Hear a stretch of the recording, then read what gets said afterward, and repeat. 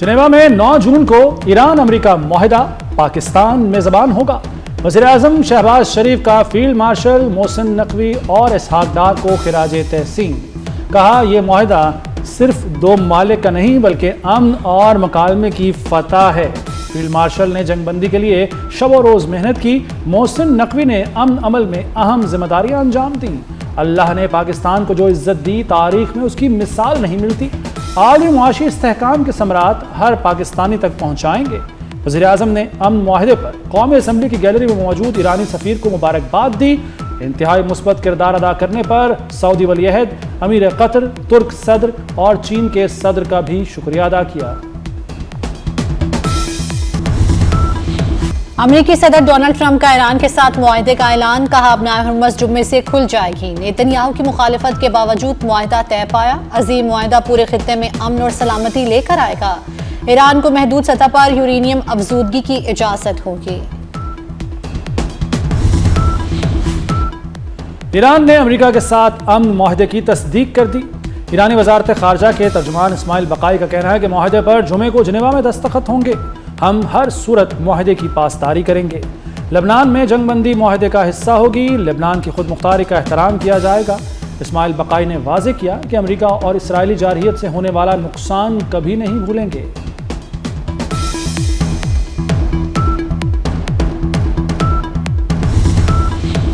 محسن نقوی نے آگ کے دریاؤں میں پل باندھا، انتھک محنت سے عالمی امن معاہدے کی بنیاد رکھی۔ حالت جنگ میں ایران جا کر حساس ملاقاتیں کی۔ وہ فیلڈ مارشل سید عاصم منیر کے ہمراہ تہران بھی گئے۔ آج سب سے پہلے دنیا کو امن کی صبح طلوع ہونے کی خوشخبری دی۔ محسن نقوی اس معاہدے کے اہم ترین معمار ثابت ہوئے۔ عالم برادری کی پاکستان کو شاباش۔ امریکہ ایران امن معاہدے کا خیر مقدم۔ سعودیہ، قطر، برطانیہ، آسٹریلیا، ترکی، فرانس نے پاکستان کے کردار کو سراہا۔ معاہدے کے لیے سازگار حالات اور ثالثی پر پاکستان کا خصوصی شکریہ ادا کیا۔ امریکی اخبار نیو یارک ٹائمز کے مطابق معاہدہ وزیر اعظم شہباز شریف اور فیلڈ مارشل عاصم منیر کی کوششوں سے ممکن ہوا۔ چین کا ایران امریکہ مفاہمتی یادداشت تک پہنچنے کا خیر مقدم۔ ترجمان چینی وزارت خارجہ نے کہا کہ امید ہے مفاہمتی یادداشت پر دستخط طے شدہ وقت پر ہو جائیں گے۔ متعلقہ فریق مکالمے اور مذاکرات کے ذریعے پرامن آپشن کے لیے پرعزم رہیں گے۔ امید ہے ابنائے حرمز میں محفوظ آزادانہ بحری آمد و رفت بحال کی جائے گی۔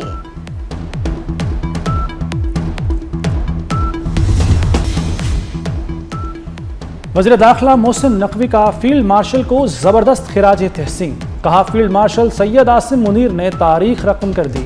انہوں نے ایک بار پھر وہ کر دکھایا جو ملک نہیں دنیا کے لیے ضروری تھا۔ محسن نقوی نے فیلڈ مارشل کی تصویر شیئر کر کے انہیں ہیرو قرار دیا۔ ایران معاہدہ مشرق وسطیٰ کا نقشہ بدل سکتا ہے۔ امریکی نائب صدر جے ڈی وینس کا فاکس نیوز کو انٹرویو۔ جے ڈی وینس نے امریکی صدر کی سفارتی کوششوں کو سراہا۔ ایران کے ساتھ نئے دور کے آغاز کی امید ظاہر کی۔ کہا معاہدے سے تیل اور گیس کی قیمتیں مستحکم ہونے کی توقع ہے۔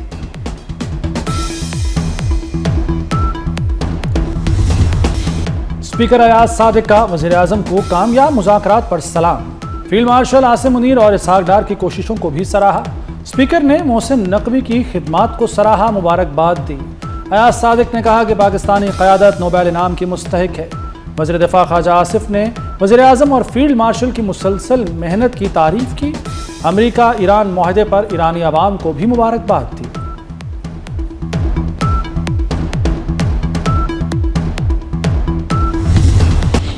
کھلاڑیوں کے سینٹرل کانٹریکٹ میں بڑی اصلاحات۔ ڈومیسٹک کرکٹ میں شرکت کانٹریکٹ کے لیے لازم قرار۔ 85% کانٹریکٹ ڈیٹا کی بنیاد پر ہوگا۔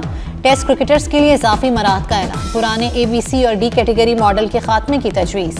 5 واضح فارمیٹ ٹریکس متعارف۔ Chairman P C B Mohsin Naqvi کی پریس کانفرنس۔ بولے 2026 سے نیا سینٹرل کانٹریکٹ سسٹم نافذ ہوگا۔ کھلاڑیوں کی کارکردگی پر مثبت اثرات مرتب ہوں گے۔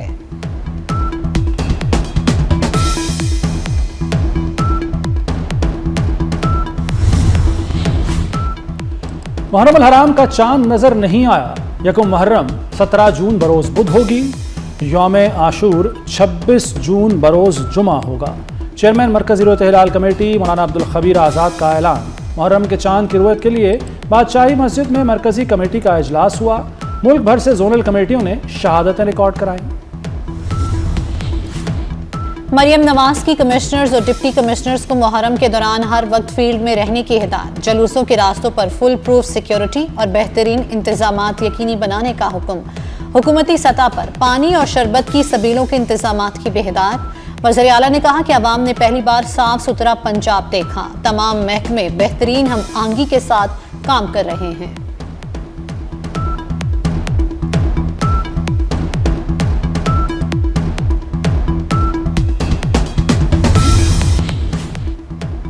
پاکستان ایئر فورس کا تربیتی طیارہ مردان کے قریب گر کر تباہ ہو گیا۔ حادثے میں فلائٹ لیفٹیننٹ محمد قاسم عبداللہ اور لیفٹیننٹ طاہا عباسی شہید ہو گئے۔ ISPR کے مطابق قاسم عبداللہ کا تعلق PAF جبکہ طاہا عباسی پاکستان نیوی سے تھے۔ حادثے کی تحقیقات کے لیے بورڈ آف انکوائری تشکیل دے دیا گیا۔ صدر، وزیر اعظم، وزیر داخلہ، فیلڈ مارشل اور سروسز چیفز کا واقعے پر افسوس اور دکھ کا اظہار۔ شہداء کے اہل خانہ سے دلی تعزیت اور ہمدردی کا بھی اظہار کیا گیا۔ کاؤنٹ ڈاؤن شروع، پنجاب کا 5131 ارب کا بجٹ کل پیش کیا جائے گا۔ تنخواہوں کے لیے 650 ارب، پینشن کے لیے 505 ارب سے زائد مختص۔ NFC کے تحت 3793 ارب ملنے کا تخمینہ۔ صوبائی محصولات کی مد میں 1330 ارب کی آمدن متوقع۔ وزیر اعلیٰ پنجاب مریم نواز نے منظوری دے دی۔ صوبائی کابینہ کل منظوری دے گی۔ گورنر پنجاب نے کل 2 بجے پنجاب اسمبلی کا اجلاس طلب کر لیا۔ 35 مطالبات مان لیے پھر بھی احتجاج کیوں؟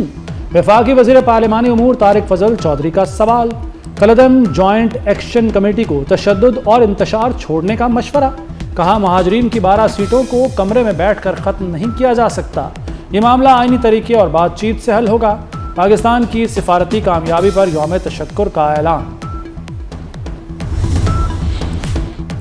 گلگت بلتستان میں ری پولنگ کا مطالبہ مسترد، کامیاب امیدواروں کی جیت برقرار۔ چیف الیکشن کمشنر نے تمام درخواستوں پر فیصلے سنا دیے۔ استور، داریل، دیامر اور تانگیر کے انتخابی نتائج برقرار رکھنے کا فیصلہ۔